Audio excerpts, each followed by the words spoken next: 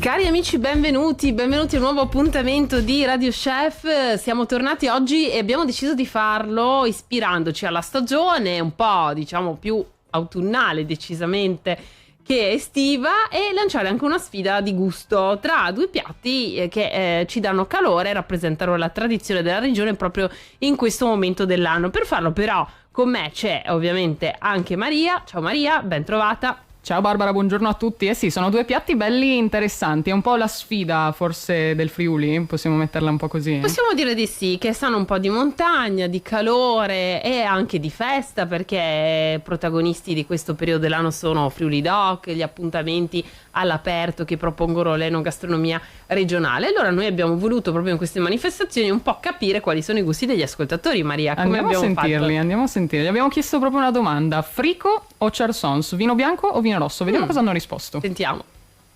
Frico. Pure io. E il vino bianco. Vino rosso. Mandi. Un saluto da Lignano Sabbiadoro. Ciao ragazzi, noi scegliamo il fricco. Col vino bianco. Veniamo da Castel delle Mura. Ciao a tutti, un abbraccio. Io scelgo frico. Io scelgo charsons. Vino rosso. E vino rosso anch'io. Ciao, io scelgo il frico col vino rosso. Ciao, allora noi scegliamo i charsons col vino bianco. Io vengo da Padova. Io da Trieste. Un bacio. Io scelgo i charsons, però sono stemmi e bevo acqua, mi dispiace.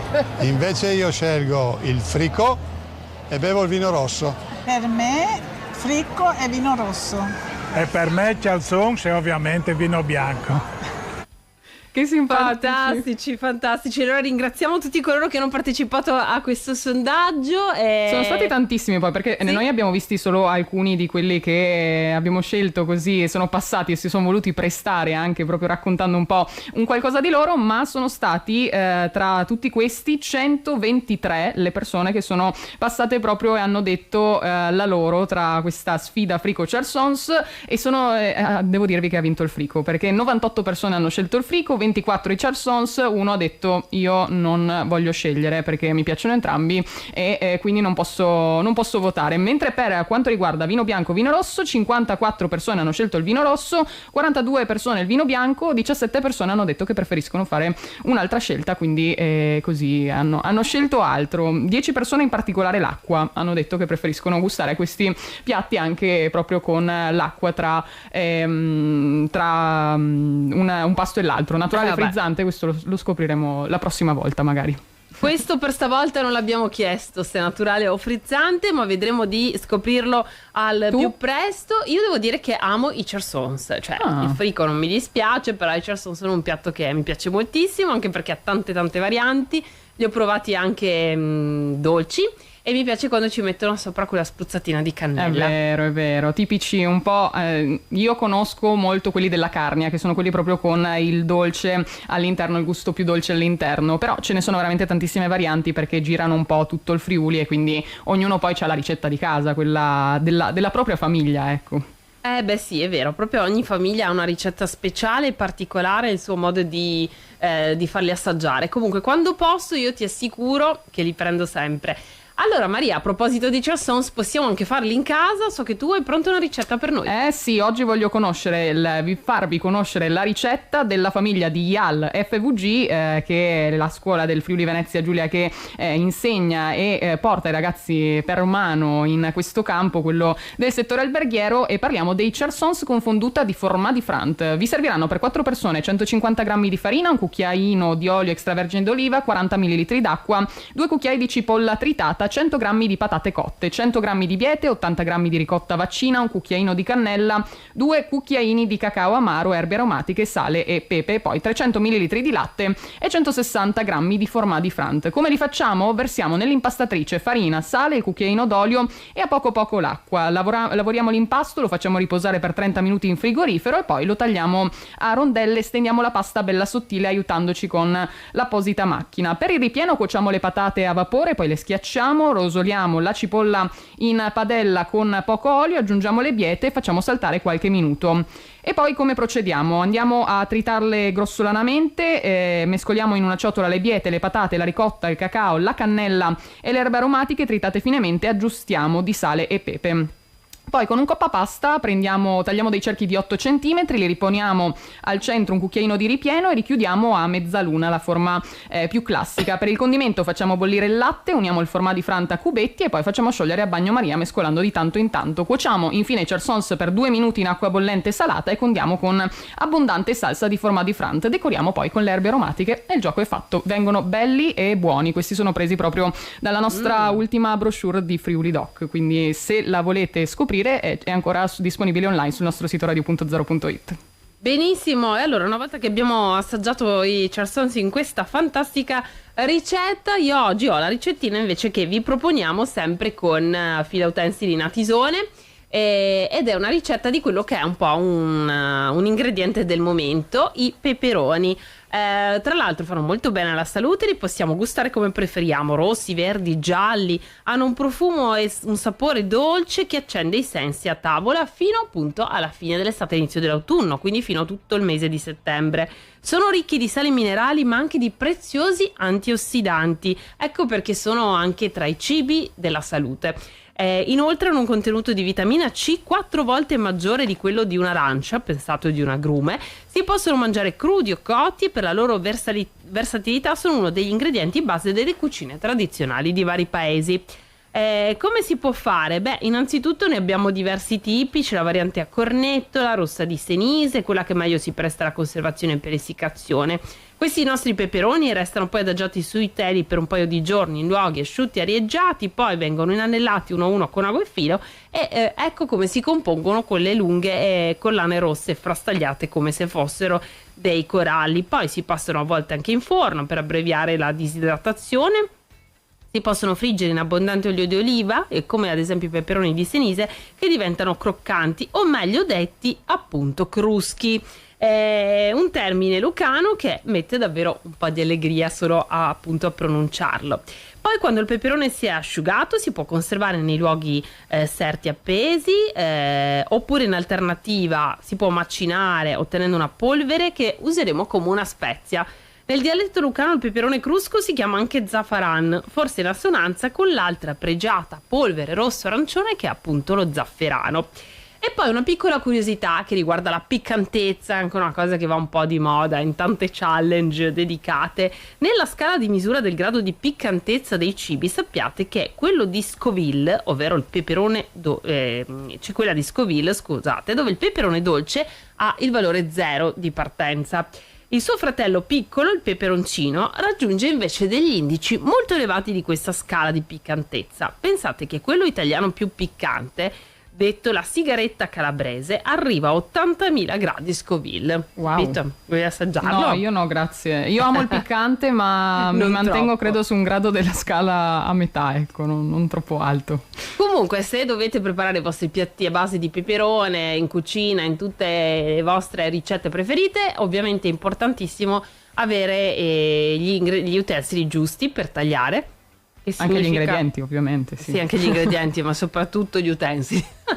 Anche gli utensili, come quelli che vi offro Fila Utensili Natisone, è disponibile non solo per tutto quello che riguarda la cucina, quindi i coltelli, ma anche la filatura delle lame dei coltelli, ma anche lobbistica, perché ad esempio dall'orto alla cucina per piantare i peperoni cruschi, ovviamente. Esatto, i pomodori o quello che vi può piacere di più, o anche un po' per del fai da te e per i lavori domestici. Insomma, trovate tutto quello che riguarda il taglio, da quello più professionale a quello hobbistico. Sul sito filautensili.com trovate tutte le informazioni, si trovano a leproso di Premariacco.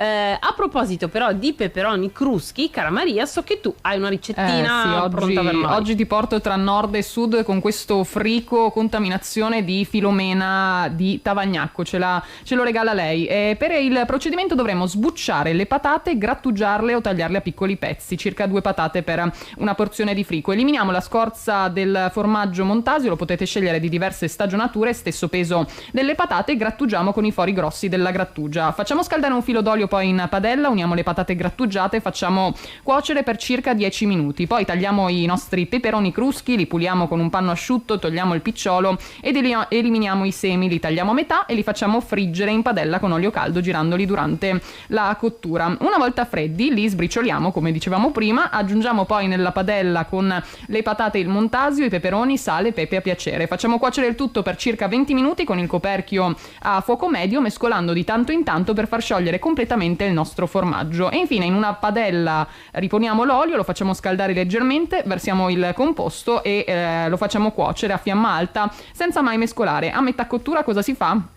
Beh, si fa il classico salto, se lo sapete fare, se no vi aiutate con il coperchio e lo girate dall'altra parte per completare quella crosticina croccante che va a caratterizzare il nostro buonissimo frico. Se vi piace questa versione, anche questa la trovate sulle nostre brochure, quindi non perdetela perché secondo me è molto buona, così particolare, un qualcosa di diverso dal classico frico solo formaggio e patate. Beh, direi buono. Era interessante tra l'altro anche il sondaggio dell'abbinamento tra vini bianchi e rossi, insomma l'importante è sceglierli con saggezza, ma anche trovare i luoghi giusti dove andare a sceglierli. Che ne dici, Maria? Sì, direi che il nostro luogo preferito è sempre ricchissimo anche di questi così diverse etichette, diverse bottiglie, sono i supermercati Bosco, perché lì vengono scelti veramente con una cura eccezionale. Ogni bottiglia ha il suo peso anche all'interno di una ricetta e anche come abbinamento ad un piatto, quindi il vino è quella cosa che secondo me può andare a rovinare un piatto, a rovinare un abbinamento oppure impreziosirlo, sì, e quindi renderlo perfetto. E poi tra i tanti marchi, insomma, potete anche divertirvi a portare in tavola qualcosa della regione oppure qualcosa di italiano, scegliendo qual è la zona di provenienza che vi piace di più, grazie proprio alla saggezza nella scelta di Giorgio Bosco, che va personalmente, si reca nelle cantine per conoscere i vini e i loro abbinamenti, e poi le trovate per tutte le tasche, ovviamente. Sì. Non solo, ma c'è anche un veramente ricco banco salumi, con i salumi anche a chilometro zero, anche quelli che vengono dal nostro Carso, come il famoso formaggio che arriva dalla roccia del Carso triestino, con i loro yogurt anche particolari. E poi il pane, i dolci, sono tutti prodotti a chilometro zero. C'è anche il prosciutto Bosco, oppure insomma il piacere di una bella fetta di prosciutto tagliato appena a mano, tagliato, esatto, da mettere nel panino per una gustosa pausa pranzo o per un bel tagliere appunto da abbinare ai nostri piatti preferiti.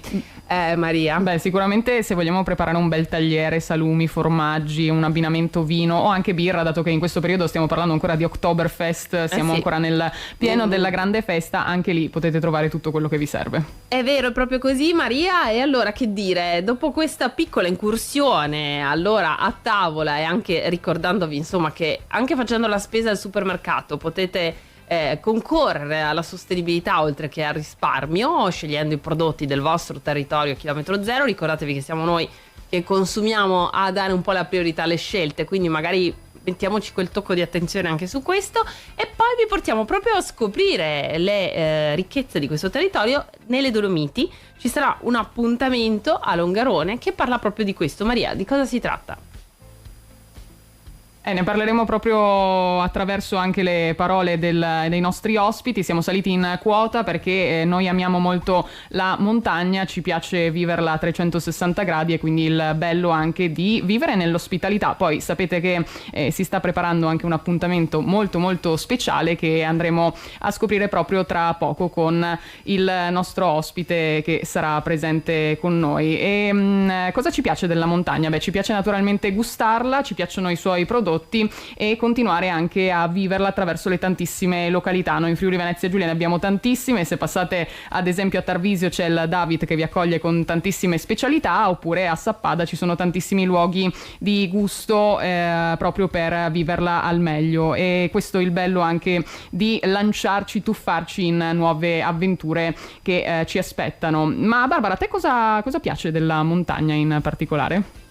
Beh, della montagna mi piace un po' tutto, ma soprattutto devi sapere in questa stagione c'è l'opportunità di fare delle belle passeggiate anche nei boschi prima che magari inizi la neve. Abbiamo sbirciato nella nostra webcam su Tarvisio che è sta quasi nevischiando, c'è qualche fiocchettino di neve già presente e quindi anche bisogna fare un po' di attenzione quando comincia a fare un po' freddo come in questi periodi dell'anno, ma è sempre un'ottima occasione magari per approfittare di un buon pranzo in qualche rifugio, una passeggiata comunque in mezzo alla natura appena sorge il sole, perché questo è il periodo in cui le foglie cominciano a colorarsi, i boschi profumano già un po' d'inverno e di fresco, è una bella opportunità per godere ancora poi del benessere che ci dà il sole e la parte migliore è quella che ci fa fare la carica di vitamina D. Allora scopriamo che cosa ci aspetta in questo appuntamento in fiera a Longarone. Di appuntamenti perché sono tantissimi in questo periodo, ma mare e montagna questa volta voglio parlarvi e portarvi in montagna, perché dal 6 all'8 ottobre siamo alla fiera di Longarone e proprio questo luogo diventa capitale del turismo di montagna proprio per 3 giornate con Dolomiti Oreca, la quarta fiera per l'ospitalità e la ristorazione di montagna. Oggi voglio parlarvi proprio di questo, ma non sono da sola perché ho in collegamento il presidente di Longarone Fiere, Michele Dalfarra, che ritrovo con piacere. Buongiorno. Buongiorno, bentrovati. Allora, un'altra edizione bella intensa, perché cosa significa anche per voi parlare di questi temi al pubblico e soprattutto a chi di questi temi se ne occupa? Per noi è un percorso di crescita, credo, di tutto il nostro comparto turistico, nel senso che mettere in scena un palinsesto come quello che abbiamo dal 6 all'8 ottobre a Longarone significa qualificare tutto il turismo, partendo dai prodotti, passando dalle attrezzature e poi da un punto di vista della formazione, da un punto di vista del saper fare un turismo di grande qualità, cosa che peraltro dobbiamo in vista dell'appuntamento olimpico del 2026. Infatti questo è proprio un trampolino di lancio che ci porterà verso questo grande appuntamento veramente molto atteso, e voi vi state preparando anche in questo senso. Certo, noi siamo praticamente il quartiere feristico, è la porta delle Dolomiti, è a servizio sicuramente di tutto il territorio montano italiano, ma non solo, sarebbe un po' come chiuderla. E quindi sentiamo questo tipo di responsabilità. Fra l'altro è successa una cosa molto particolare nel 2019 quando abbiamo messo in campo questo tipo di manifestazione. Dopo qualche mese c'è stata l'assegnazione olimpica e quindi le cose si sono veramente allineate. Anche perché in questo senso si parla di accessibilità, quindi rendere accessibile davvero a tutti anche l'ingresso in tante realtà che al momento si stanno aggiornando proprio per prepararsi a questo appuntamento. Quindi è anche un qualcosa che ci porta a migliorare il nostro territorio per renderlo aperto e disponibile proprio a tutti. Ma ritorniamo anche un po' sui numeri sulla fiera, perché si parlerà di hotellerie, ristoranti, caffè, e quindi quanti espositori potremmo incontrare in fiera? Allora, ci sono 180 espositori, ci sono 210 marchi rappresentati, abbiamo 13 regioni con loro aziende e produzione, 9 paesi esteri. Attendiamo quest'anno, l'anno scorso ci eravamo attestato circa sulle 5.000 presenze, quest'anno abbiamo alzato l'asticella a 7.000 e c'è una grossa novità. L'anno scorso avevamo avuto forti pressioni per avere anche un po' di pubblico, che noi chiamiamo pubblico generico, ma è un pubblico interessato, e quindi quest'anno abbiamo attivato la possibilità con una biglietteria, quindi un biglietto d'ingresso che si può acquistare online, la domenica di visitare la fiera e partecipare anche poi a tutti gli eventi che all'interno della fiera vengono svolti. E parliamo proprio di questi, perché ci saranno delle masterclass molto interessanti e volevo andarle un po' a scoprire, anche perché dicevamo si parlerà di utensili, di quello che si utilizza anche per arrivare al prodotto finito, ma anche di degustazioni. In Friuli non si può non parlare della filatura del coltelli a pietra, riservata agli operatori di settore, che verrà fatta in vari momenti in tutte e 3 le giornate. C'è un grande esordio che è quello della pizza, e gli eventi fatti attraverso abbinamenti pizza e vino, piuttosto che tutta una serie di altre masterclass che hanno come protagonista questo straordinario prodotto che ci caratterizza. Anche quelle sono spalmate su tutte e tre le giornate. Avremo la presenza poi dell'Associazione Italiana Sommelier, che fra l'altro quest'anno vi do un'anticipazione, al momento dell'inaugurazione, che avverrà la domenica alle 11, sciabolerà una bella bottiglia di vino, e poi ci saranno delle masterclass a tema, sia per quanto riguarda tutta la parte di galateo della tavola, sia su tutta la parte di degustazioni dei vini.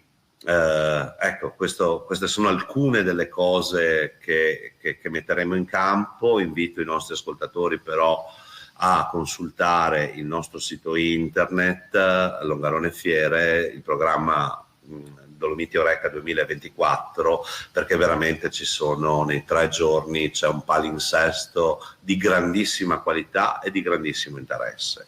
Molto molto interessante, quindi vi invito ad andare ad approfondire. Infine volevo chiudere parlando anche di questo settore, il turismo, che riguarda veramente tantissimi campi. Abbiamo parlato della ristorazione, ma anche dell'ospitalità proprio delle regioni, in questo caso parliamo del Veneto, del Friuli Venezia Giulia. Si parlerà proprio anche di lavoro in questo senso a Longarone Fiere in questi giorni.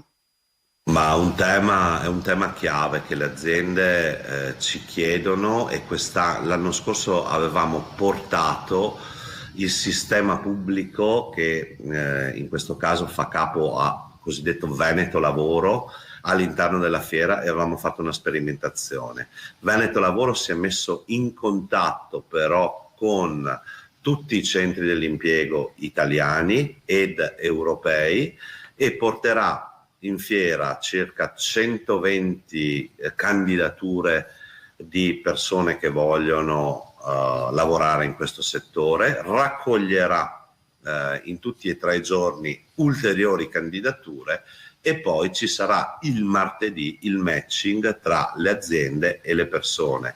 Lì dove le persone hanno voluto essere in presenza verranno incontrate in presenza, ma poi ci sarà anche la possibilità, appunto perché è stato, diciamo, interessato tutto il territorio italiano, delle persone che fanno generalmente stagioni, detta volgarmente, e anche quello europeo, ci sarà la possibilità di fare i colloqui, quindi il matching azienda-candidato online attraverso una piattaforma di videoconferenza che abbiamo attivato.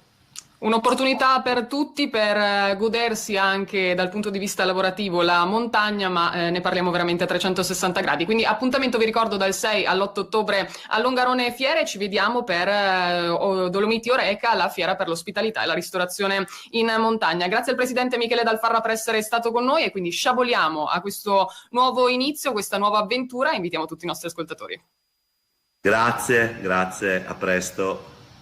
Grazie allora per queste interviste. Con questo chiudiamo questo appuntamento di Radio Chef. Vi aspettiamo la settimana prossima, ma soprattutto vi aspettiamo tutto questo fine settimana a Gusti di Frontiera, dove siamo presenti in Corso Verdi con il nostro spazio e la nostra regia mobile. Venite a lasciarci le vostre ricette e raccontarci cosa vi è piaciuto di più di Gusti di Frontiera. Un saluto a tutti e ovviamente buon fine settimana con Radio.0. Radio Chef, sfida all'ultima ricetta.